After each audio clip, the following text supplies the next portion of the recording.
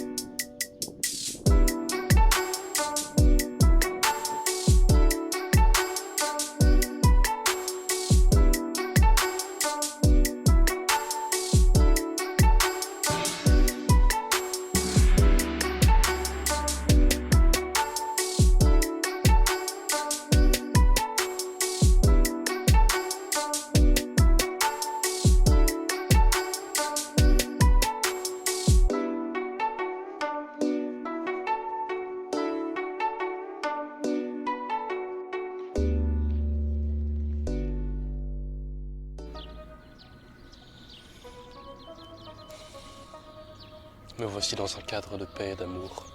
Et rien ne vaut un beau cadre de paix et d'amour pour parler de la guerre. Alors, ça doit être la énième fois que je parle de la guerre, vous devez en avoir marre.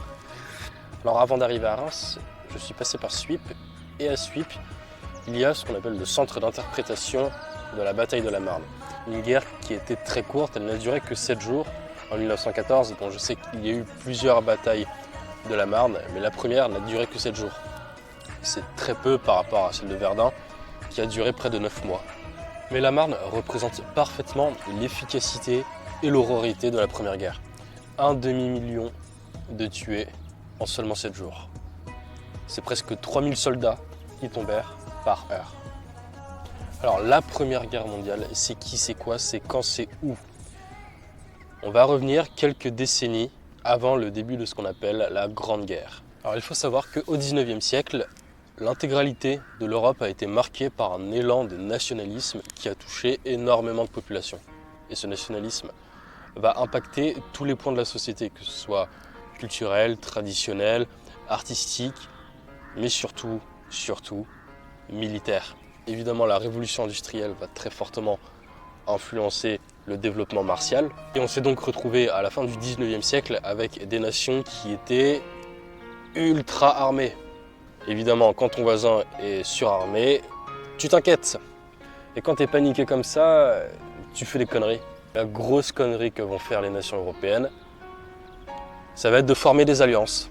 Et quand ton voisin fait une alliance militaire avec un autre voisin, toi, qu'est-ce que tu fais? Eh ben, tu fais la même chose. Alors, micro-parenthèse, selon moi, l'intégralité des sujets d'histoire, quels qu'ils soient, doivent impérativement commencer et terminer par « c'est plus compliqué que ça ».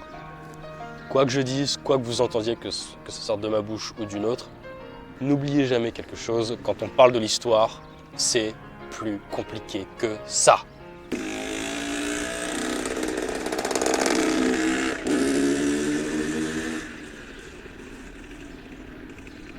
Bref, début du XXe siècle, toute l'Europe est armée militairement, toutes les nations ont des alliés et chaque individu a une bonne raison d'aller se battre. Et cette raison, c'est le nationalisme. En moins d'1 an, tous les pays européens seront engrainés dans une espèce de sur-alliance générale. Alors qu'à la base, il n'y avait pas de problème.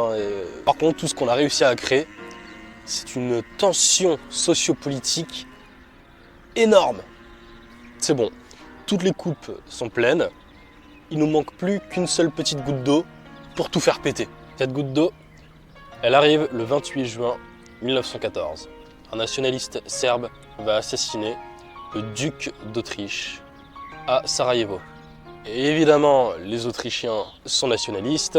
Un Serbe tue le duc. Il n'en fallait pas plus pour déclarer la guerre.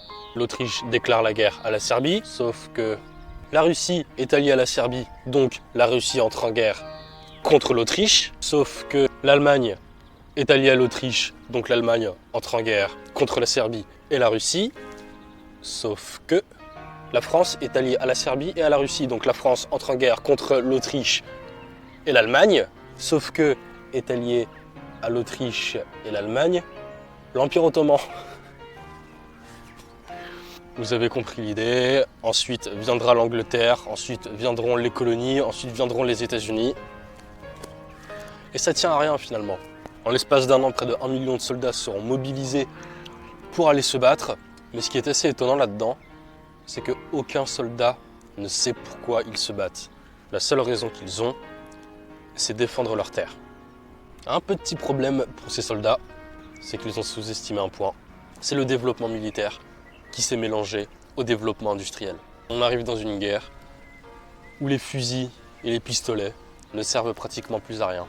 On va laisser la place à des inventions plus efficaces. Les nominés sont l'avion de chasse, le char d'assaut, la grenade et son lance-grenade, le gaz moutarde et enfin l'obus de mortier. Et le gagnant est l'obus de mortier. On estime que parmi tous les soldats qui sont tombés durant la Première Guerre mondiale, 8 soldats sur 10 sont morts des obus de mortier. Le plus dingue là-dedans, c'est qu'on rentre littéralement dans une guerre totale. Ces obus, ils ne vont pas juste tuer les soldats. Ils vont défoncer les terres, détruire des villages et même tuer des citoyens. De 1914 jusqu'à 1918, 40 millions d'individus vont être directement touchés par cette guerre, dont 20 millions de morts et 9,7 millions de soldats. C'est le prix à payer pour une paix stable, mais surtout passagère et superficielle. La Russie va se diriger vers une dictature communiste.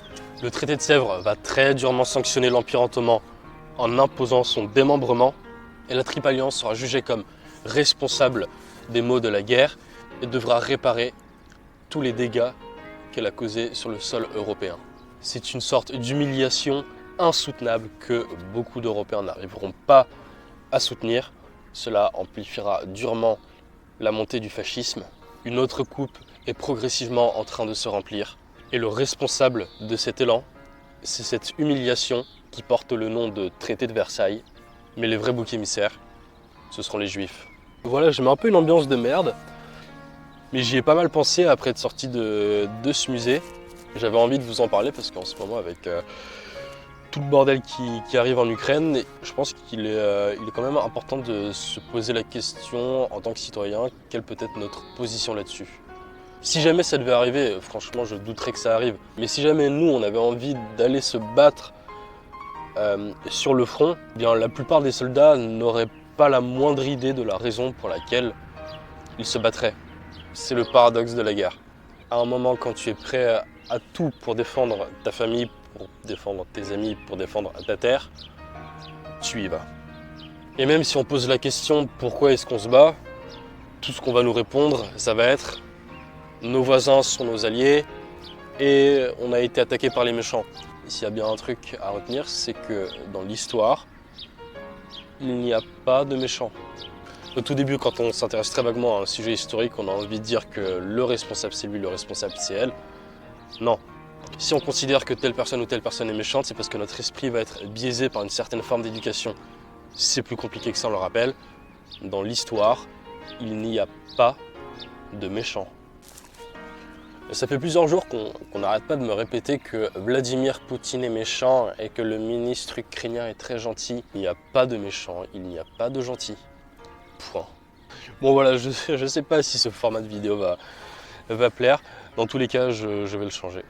je vais changer le format de mes vidéos parce que je trouve que le côté culturel et historique, je trouve ça un peu lourd. On me répète souvent qu'on préfère voir le côté humain, le côté rencontre que je fais. Alors le seul problème que j'ai avec ça, c'est que je suis pas du tout à l'aise avec cette idée d'aller voir les gens et de les filmer. Je vais quand même essayer de voir ce que je peux faire, peut-être que finalement je vais essayer, ça va très bien se passer. Je n'ai pas la même aise que El Famoso Antoine de Maximi. Enfin bref, concernant le voyage, moi je suis toujours sur la route, je ne compte pas m'arrêter. Tout se passe bien, et toujours aucune raison que ça se passe mal.